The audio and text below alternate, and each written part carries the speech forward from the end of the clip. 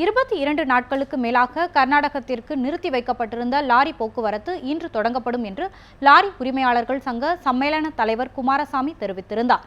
இந்த நிலையில் காவிரி தொடர்பான வழக்கு விசாரணை உச்சநீதிமன்றத்தில் விசாரணைக்கு வரவுள்ள நிலையில் லாரிகளுக்கு முழு பாதுகாப்பு அளிக்க அமைச்சர்களிடம் கோரிக்கை விடப்பட்டுள்ளதாக குமாரசாமி தெரிவித்துள்ளார்.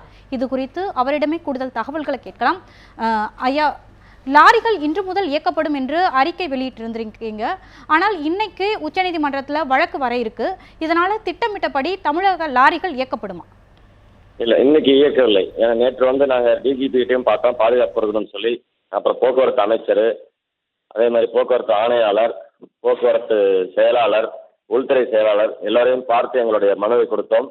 அங்கிருந்து மகாராஷ்டிரா பகுதியிலிருந்து வருகின்ற லாரிகள் கர்நாடகா வழியாக வருகிறது. தமிழக பதிவெண் கொண்ட வண்டிகள் வந்து கொண்டிருக்கிறது. ஆகையால் இங்கிருந்து இயக்குவதற்கு எங்களுக்கு அனுமதி வேண்டும் என்று கோரியுள்ளோம். அவர்களும் அதனை பரிசீலனை செய்து 2 நாட்களில் நாங்கள் தெரிவிக்கிறோம், பிரச்சனையை சுமூக நிலைக்கு கொண்டு வருவதற்கான முயற்சியை நாங்கள் மேற்கொள்கிறோம், அதுவரை நீங்கள் கொஞ்சம் பொறுமையாக இருக்க வேண்டும் என்று கேட்டுக்கொண்டார்கள். ஆகையால் நாங்கள் அமைதியாக இருக்கிறோம். வரும் 30ஆம் தேதி எங்களுடைய south India motor transport association meeting ஒசூரில் நடைபெற உள்ளது. இதற்குள் இந்த பிரச்சனை சரியாகாவிட்டால் நாங்கள் அடுத்த கட்ட நடவடிக்கை என்ன செய்வது என்பது பற்றி அந்த கூட்டத்தில் கலந்து ஆலோசித்து முடிவெடுப்போம். ஐயா, வருங்காலங்களில் கர்நாடகாவில் தமிழக லாரிகள் தாக்கப்படாம இருக்கிறதுக்கு லாரி சம்மேளனம் சார்பாக எந்த விதமான நடவடிக்கைகள் எடுக்கப்பட்டிருக்கு?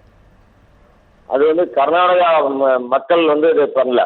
காவேரி இஷ்யூ இதில் வரலைங்க. ஏன்னா ரவுடிசம் தான் நடந்திருக்குது. நாங்கள் பாதுகாப்பு கேட்டு தான் அந்த கர்நாடக அரசிடமும் காவல்துறையிடம் பாதுகாப்பு கேட்டுள்ளோம்.